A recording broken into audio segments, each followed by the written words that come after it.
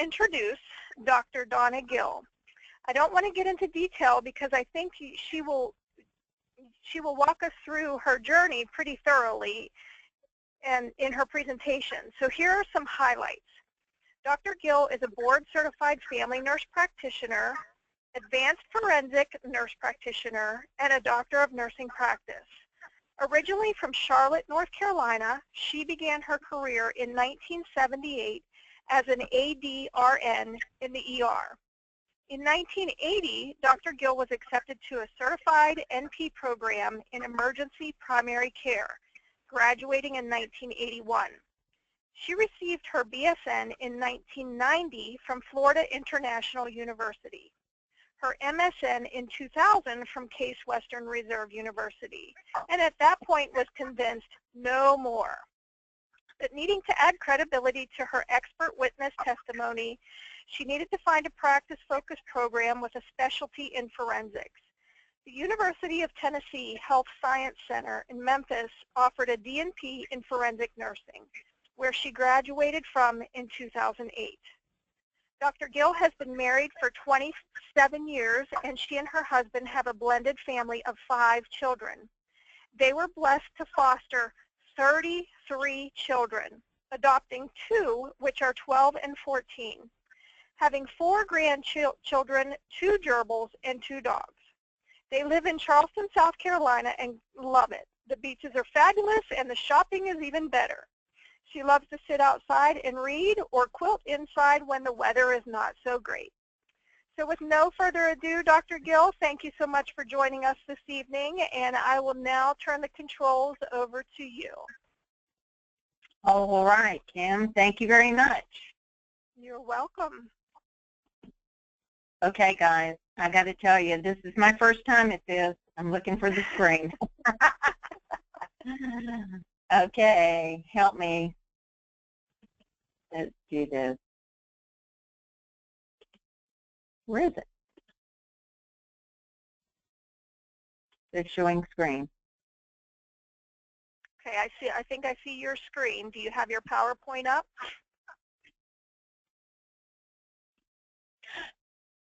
Yep.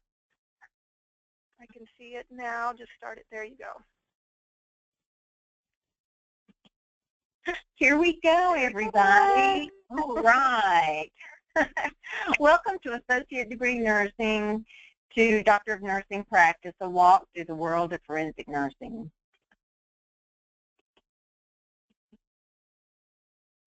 I will go through my education because this is kind of where it all starts and where a lot of people begin.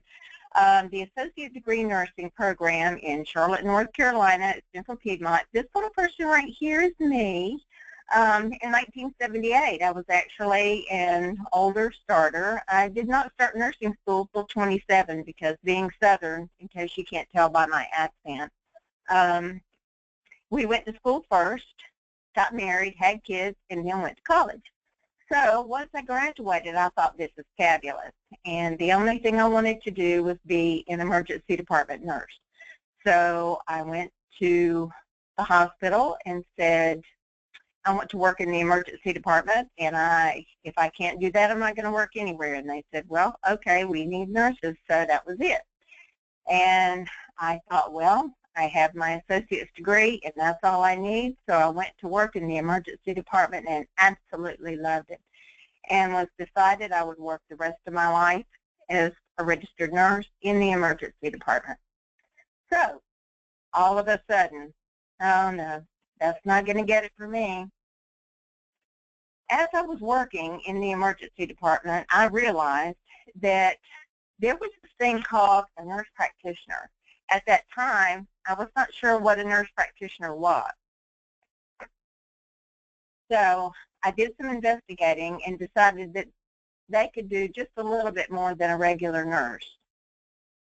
Well, I figured if I was going to do that work, I may as well get paid for it, because working in a community hospital, we were telling the interns and residents what to do. They would come and grab me by the shirt and say, Donna, Donna, come here, come here, come here. And if any of you are ER nurses, you know exactly what I mean, especially in July. So we would go in, tell them what to do, say, okay, we'll do it. You just write the order. So guess what? I went back to school. In 1981, I found an emergency nurse practitioner program in Columbia, South Carolina. I drove down every day from Charlotte to Columbia, South Carolina to go to school. I finally, after 52 weeks, and I say 52 weeks, we did not get any break or anything, no vacation, full-time school. Went to school, finally got my certificate as an emergency nurse practitioner.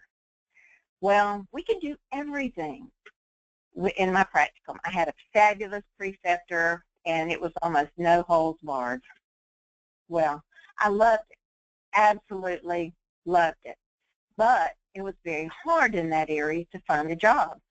So I started looking. Well, you know, we didn't have the internet, as much as I hate saying it because that tells you how old I am.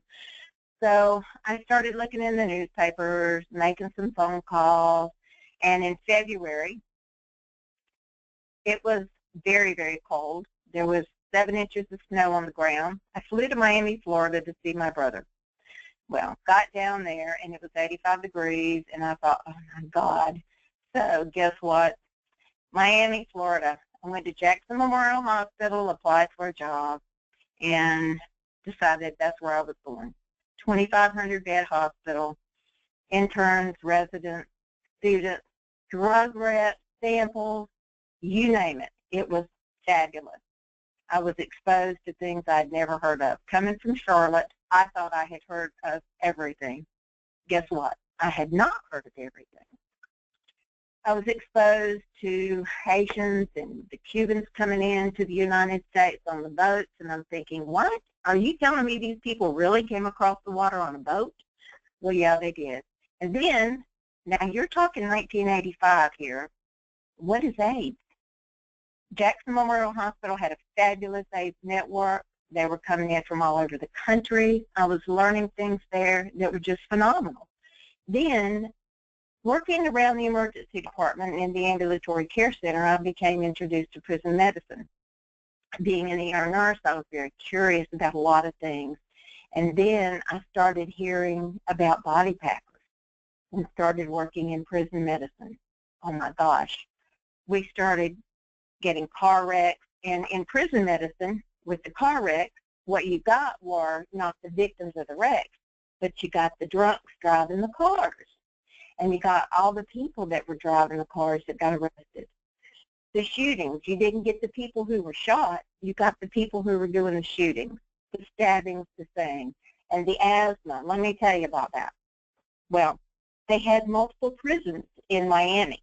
They had Miami-Dade Correctional. They had the state prison. They had the county jail. They had the city jail. And they had the city of Miami, the city of North Miami. They had Homestead.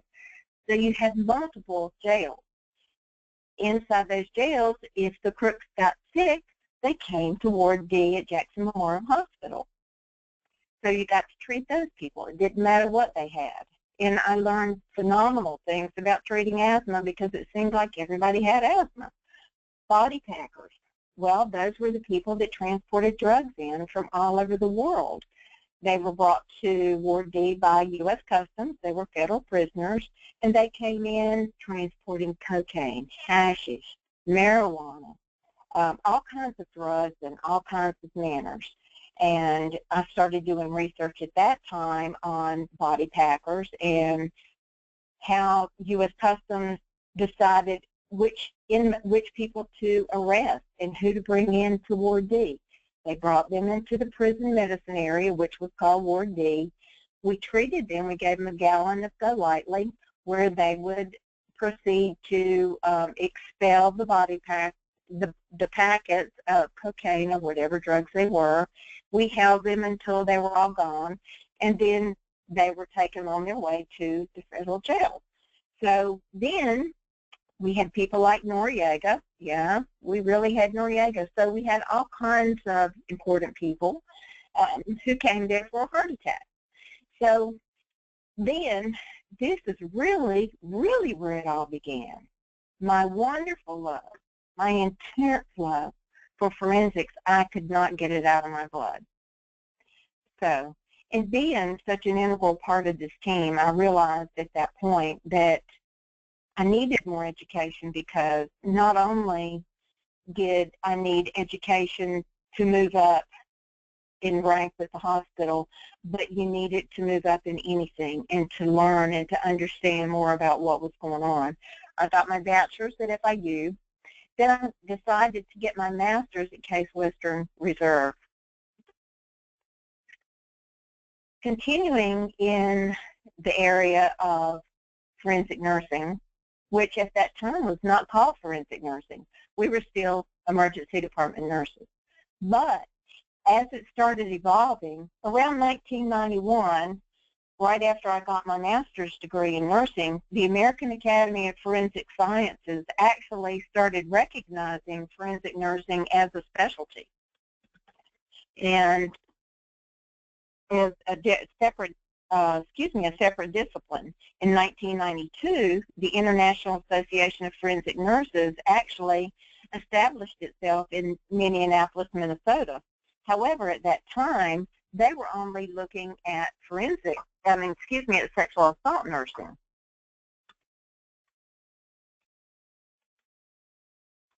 So, in 2008, as we move along very quickly, obviously, the International Association of Forensic Nurses came up with their definition of nursing, forensic nursing, which is the application of forensic science to public or legal proceedings, the application of the forensic aspects of healthcare combined with the psychosocial education of the registered nurse and the scientific education and treatment of trauma and or death of victims and perpetrators of abuse, violence, criminal activity, and traumatic death. Now, the reason I read this to you is because for many, many years, people only recognized sexual assault when you talk about forensic nursing. But it doesn't work like that because there are a lot of us. When I went back to school to get my doctorate, everybody talked about sexual assault. Well, out of 6 people, I was the one that was interested in violence. So I started investigating the FBI and looking at what their definitions were. And in doing that and working on my doctoral program, according to the FBI, after 2 years now, and these are statistics that are current now. After 2 years, the decline, we lost our statistics. 2 years of decline, the estimated number of violent crimes in the nation has increased 3.9% in 2015 when compared with 2014. What I do is we look at the violent crimes and take those into context. You have murder, you've got domestic violence, you have child abuse, you have shootings, which it falls under murder. You've got the stabbings, which falls under murder. So there are all kinds of violent crimes that need to be investigated. Now, they have found that nurses, forensic nurses, are very vital in the investigation of this kind of thing because we have the ability to incorporate more than just nursing, more than just legal, and more than just the law.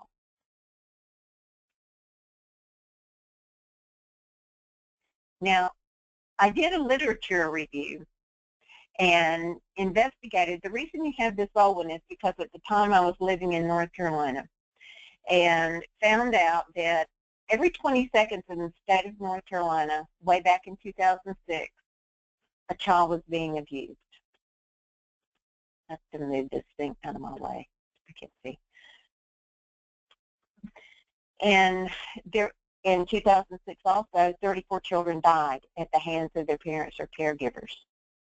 The number of homicides of children were increasing. According to the data released by the Child Fatality Team, 75% of the children were under the age of 5 years.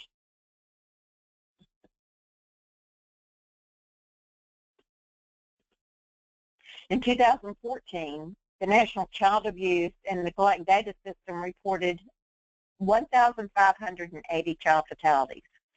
In 2008, which this is not on here, there were only 1,123 child fatalities. So that's gone up considerably, particularly when you look at the fact that right now that translates to 2.13 children per 100,000 children. That's a lot of kids per year, a lot of kids per year. And it's getting worse. It's not getting better.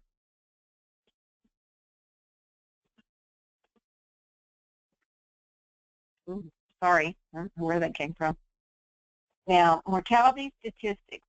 And again, the reason I did this was because what I wanted to do was take this education that I had worked so hard for,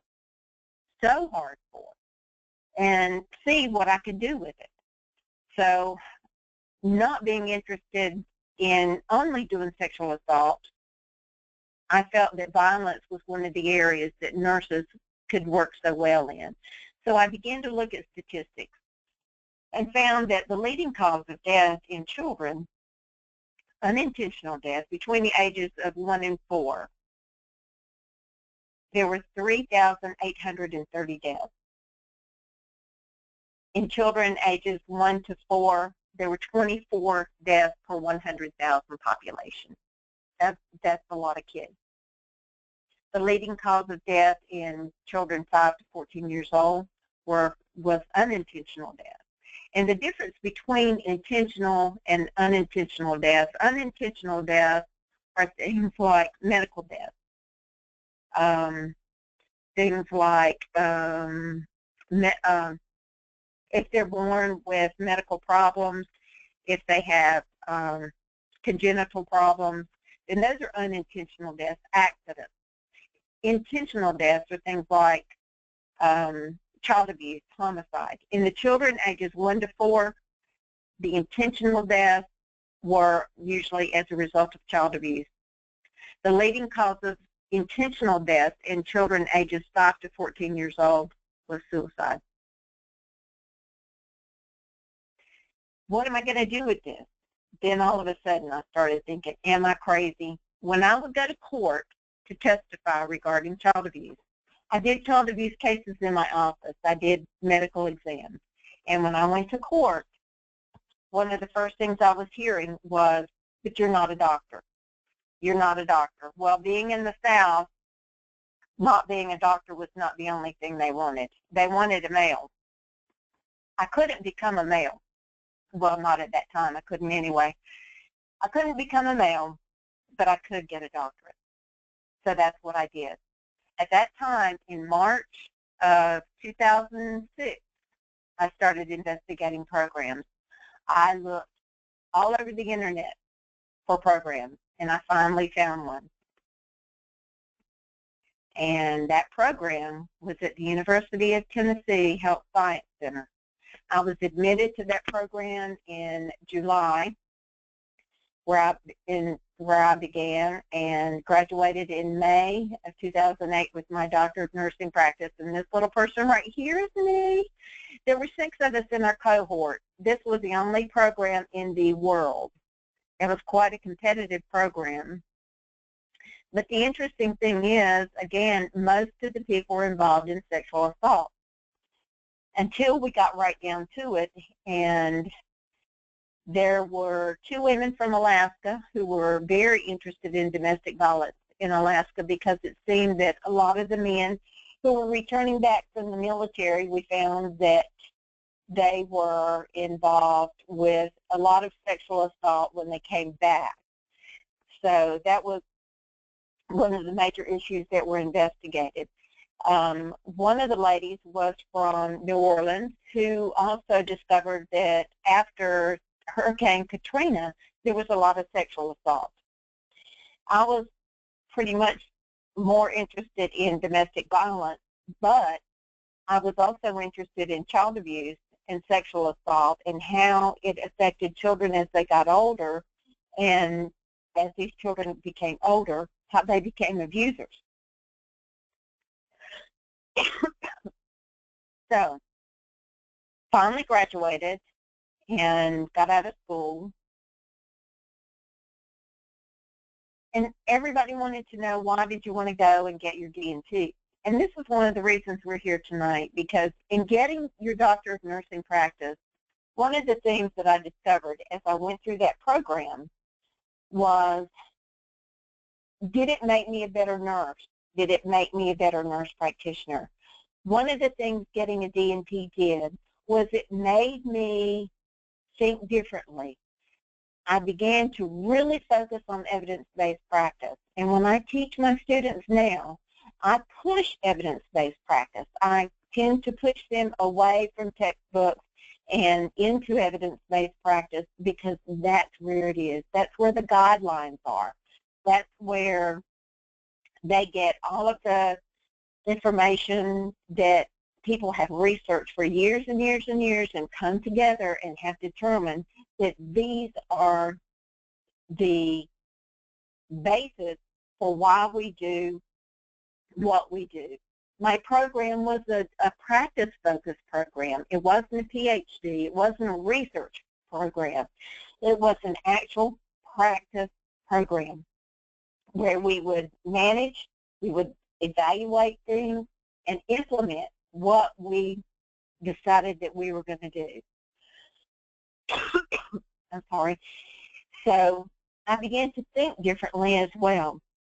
I became more ethical, more analytical. I was able to organize things differently, recognizing that this role was a very critical role in today's healthcare. It's very easy to defend why we have the D&T in addition to the PhD, because as we practice and talk about our evidence-based education and what we can do with that education and how it differs from the PhD, it is important. The complete focus is very, very different. So as I continued to do my research, and here I am again working with my little children, and if you'll see in my office the little handprints, which is the sign of that we use for children and child abuse, one of the things that's very important is getting close to these children and being a real child advocate. And I needed to find out what was going on in the community, and what I found out was that there was a lack of forensic services in the area. And that's what you need to do when you find out what you want to do with your D&T. You have to find out exactly where you're going to go with this. So I did the research and found out that, of course, we know that forensic nursing is a combination of the law, of healthcare, and the judicial system. So I decided to form a company, and the name of my company is called Comprehensive Forensic Consultant. And the reason I chose comprehensive is because of that dynamic, that combination.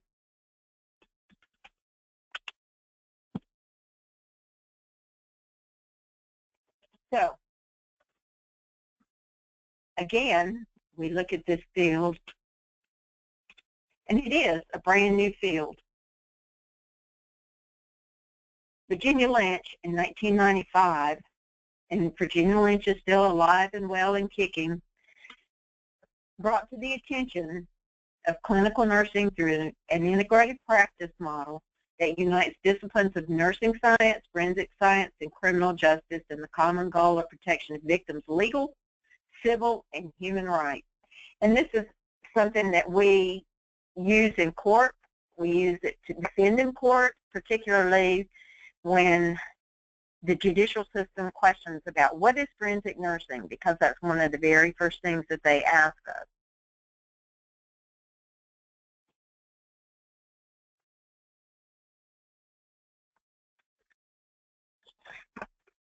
Opportunities for forensic nurses, sexual assault nurse examiners, death investigators, and in those death investigators you can be a medical examiner, a coroner. I was medical examiner in the state of North Carolina, and To become a medical examiner in the state of North Carolina, you have to be appointed by the chief medical examiner in the state. The other thing you need to learn, if you're interested in death investigation, you have to find out whether your state is a medical examiner system or a coroner system. Now, South Carolina, where I live now, is a coroner system. So I do consulting work with the coroner's office. In North Carolina, I was an independent medical examiner. So they're two completely different systems. So we have a very, very active coroner's office here, and actually they're a fabulous office, and they are run completely with registered nurses, and they're fabulous.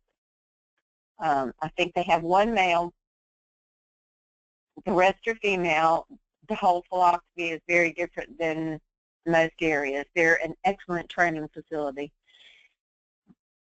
You can work with vulnerable populations, and that's not just children and child abuse. But the other thing I do is I also work with domestic violence victims. I'm on a domestic violence task force, but also I do training with the Department of Social Services for elder abuse, and I put on seminars for that and train some of their faculty and some of their staff regarding what to look for with domestic abuse, because they see so much of that when they go in the homes and they don't know exactly what to look for. So again, domestic violence, elder abuse. Countries without borders. I was reading yesterday, Haiti right now is calling. They're begging for help for forensic nurses to come overseas because, again, after hurricanes, after traumas and natural disasters, it is not at all uncommon to see an increase in murder, sexual assault, suspicious death. Forensic consulting is another area that you can go into. Educational levels of consultants range from associate degree nurses all the way up to PhDs. But the DNP in nursing is one that they prefer because we do have that practice. We're a practice nurse, then you get the forensic part of it. I did a survey and found that none of the consulting firms that I spoke with identified included an expert with a DNP specialty in forensic nursing. And when I came to Charleston, that was something that, I apologize, that was something that was really special because they had not heard of this specialty. And it was quite easy to slide into that system. Legal nurse consultants is something that's been around for a long time, and they're kind of phasing out, and that's where the DNP is starting to phase in if anyone is interested in forensic consulting.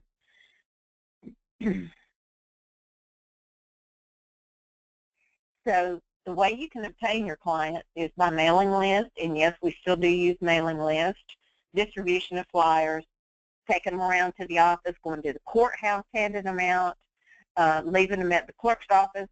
You can do free training. You can speak at conferences.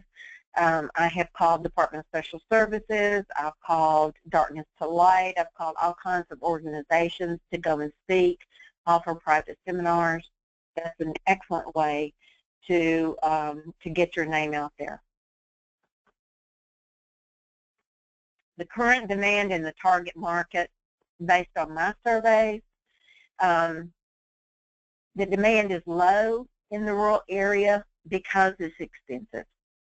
The greatest need is in the rural area because the crime rates are higher in those areas. It's good in the urban areas, especially in places like Charleston, Atlanta, Charlotte, New York, some of the bigger cities in Texas.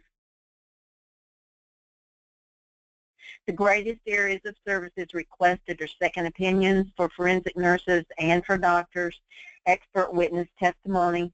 There's two types of expert witness testimonies you can do.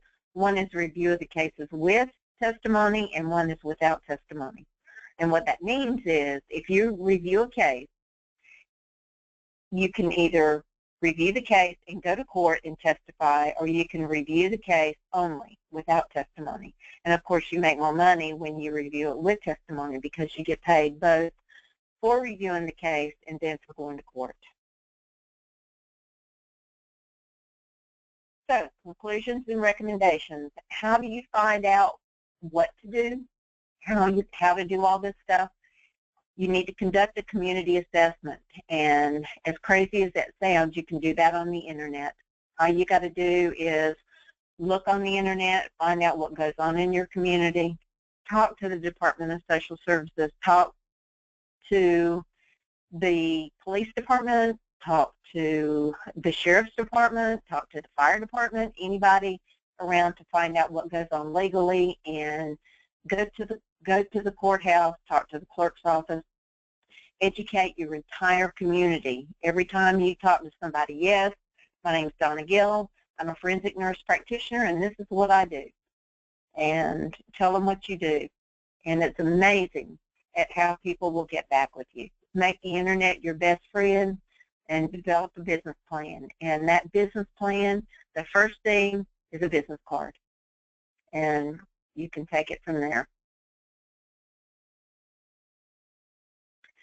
And last but not least, again, forensic nurses do play an integral role in bridging the gap between law and medicine because one doesn't understand the other.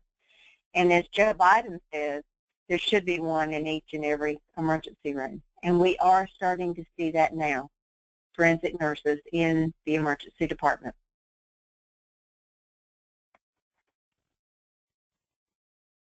And it's back to you, Kim.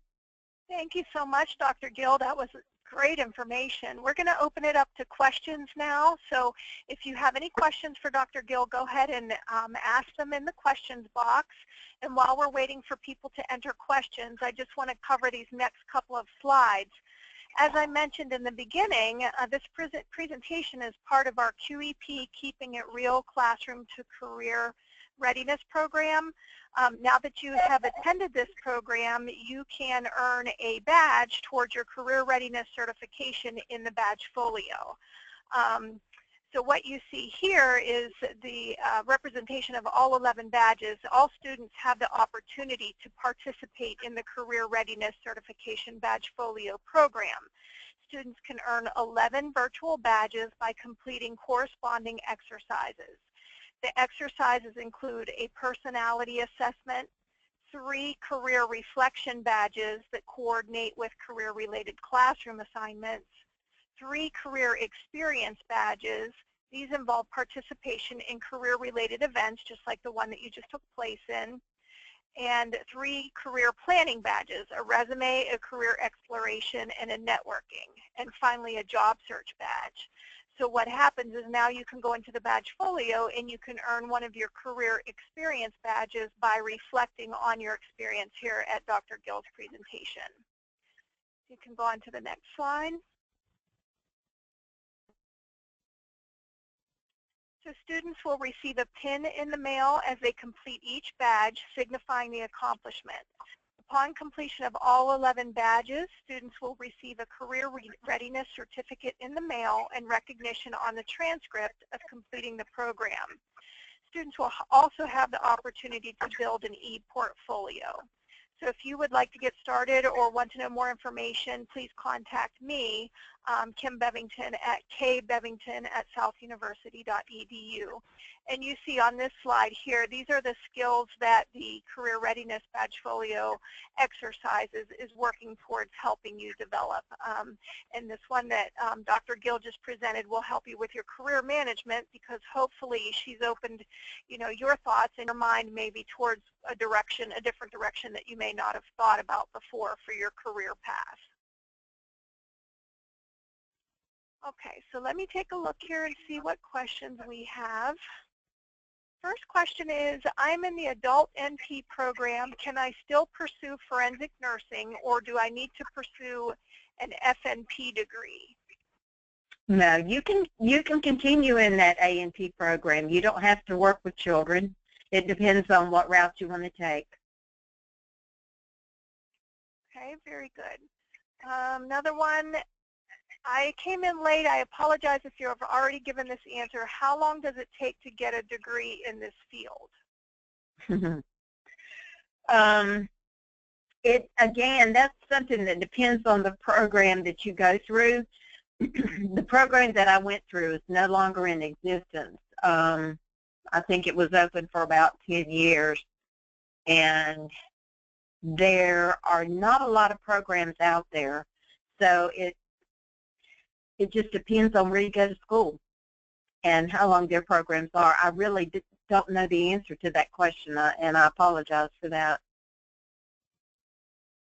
Dr. Gill, is this something where they could combine they could take a nursing program and then is there a separate forensics program? You know, I was just thinking there are master's programs in forensics, and I believe there are a couple that may go on to the doctoral level. Most of the programs right now are master's programs. You get your bachelor's in nursing, and then you go on to the master's level. Okay, very good. Do we have any other questions? There's a question about the badge folio. There is on your campus common, you'll see on the right-hand side below the library resources button, you will see the career readiness badge folio button. If you want to reach out to me, I'll make sure to help you get started with that and get logged in and be able to show you where to find your the badges so you can earn your badge for attending this event. Kim, the one thing I will tell you is the International Association of Forensic Nursing has a fabulous website, and there are tons of continuing education ideas on there that you can get continuing education credit for, plus they have their yearly programs where you can get continuing education that can go towards certification as a forensic nurse as well. ANCC does have an accreditation program. I think it used to be by portfolio, but I'm not sure exactly how that is now either. Okay. But what's the website? It's the International Association of Forensic Nursing. I believe it's iafn.org.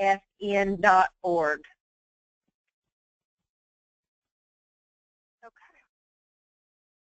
Everybody get that? iafn.org. Yes. IAF is in forensic nurse. Oh, IAFN, sorry. .org. Okay. Any other questions for Dr. Gill?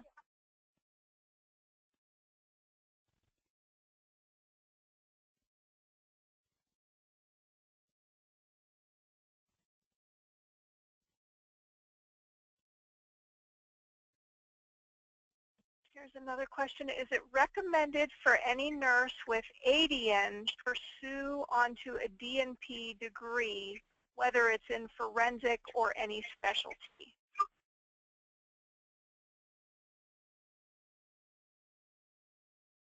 For an ADN nurse to go through to a DNP?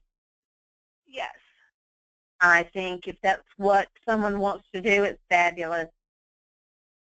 It's a lot of work, but it's fabulous. It brings a whole new perspective of how you look at things. Dr. Gill, can you speak to, it seemed like, and I just have a little bit of experience with it because I worked as an academic counselor in the MSN program for a couple of years, and it just seemed like we continued to hear rumors or things from students saying that were working in the field saying, well, I have my RN, but now I'm being required to get my BSN. Well, I have my BSN, now I'm being required to get my MSN. Do you foresee the same thing happening for the MSN to the DNP, or what's your take on that? Well, as nurse practitioners, we are going to be required to have a DNP. In the beginning, they said it was going to be 2015, but that did not come to fruition. It will eventually become like that. I don't know if they'll eventually have nursing in the DNP or not, but I think it's a good idea. I don't think, well, that's a whole nother topic. I don't think all nurses are DNP nurses. You know, we need good nurses, whether they're RNs or, you know, associate degree nurses or doctoral prepared nurses. There are fabulous associate degree nurses out there, you know. It's hard to say. Mm-hmm. Hard to say. We have another question. Will someone with no experience in the ED need additional experience to truly flourish in forensic nursing? Well, the emergency department is not the only place that you use forensics. The other place that you can use forensics is in the hospital, looking at, I forgot what it's called. No, you don't just have to have forensics. You can be in ICU and see things like that. You can be in pediatrics and see things like that. It just depends on what you want to do with it and how you want to use it. If you want to do child abuse, if you want to focus on that, then you may not need emergency department experience. You would need pediatrics, but you wouldn't necessarily need experience in the emergency department. That's just where I started. That made me so curious. That was my ADD that pushed me over the edge, not my ADN.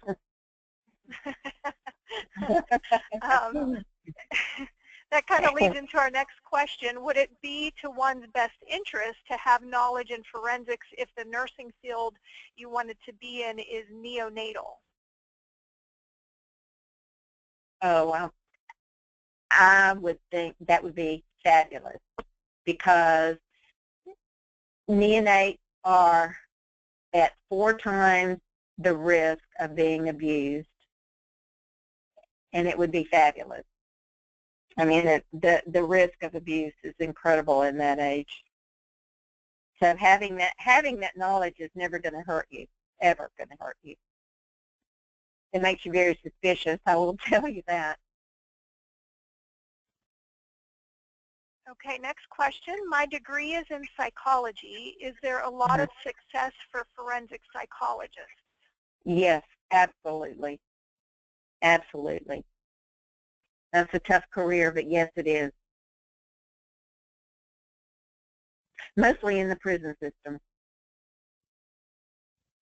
So when you say it's a tough career, is it, do you think, have you seen burnout?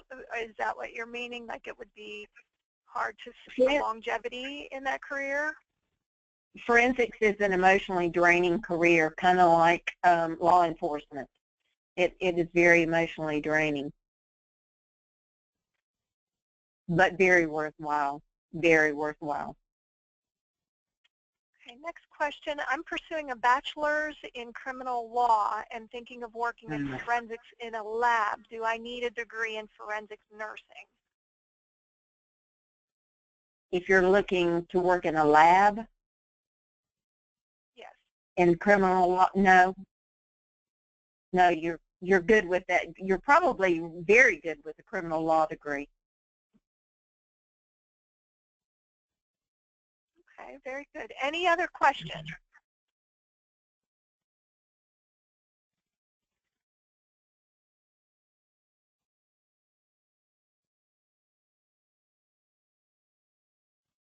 Okay, one more. I'm in the palliative hospice field.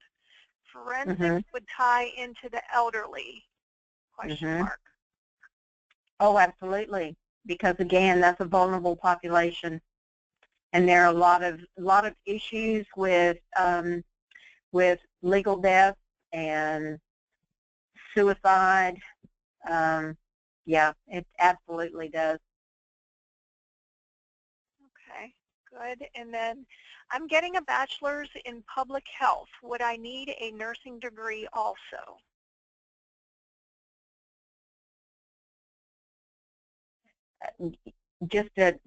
You're getting a general bachelor's in public health, and well, again, that depends on what you want to accomplish in public health. If you want to be a medical professional in public health, you would need, I guess, if you want to be a nurse in public health, yes. I'm not sure what you want to accomplish. Okay, so it's a career choice direction. Right, yeah, it is.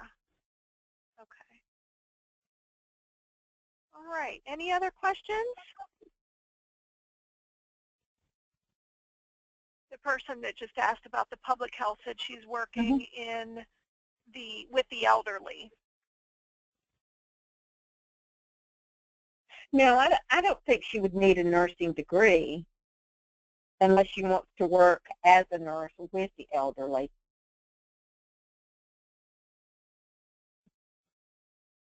I think that's just an individual decision, really.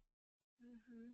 And I think, you know, from my own personal experience, what I've noticed is this is an awesome field in the fact that, you know, it seems like we're always in a different chapter of our life. And in the medical field and in the nursing field, there's always, you know, something more you can do or something more you can achieve or at different phases in your life, depending on what you're, you know, you currently have going on. So that's the awesome piece. There's always something else to get involved in if you choose to. Yeah, I still don't know what I want to be when I grow up. Right? Exactly. Right. There's more out there. There's always more, you know. There is always more in nursing. So you turn the corner, there's something new. Very good. Well, it looks like that's the end of our questions, so I'm going to wrap it up here for this evening. And Dr. Gill, I just want to thank you so much. I think I speak on behalf of all of our attendees when I say thank you so much for taking the time to present this information to us this evening. The recording will go out to all of the people that registered this evening, and we're getting lots of thank yous coming in through the questions box. So. And thank you to our attendees for spending some time on voting day tonight with us to listen to Dr. Gill's wonderful presentation for us. Yes, thank you very much for having me. I really appreciate sharing my love. All right, thank you so much, and everyone have a good evening.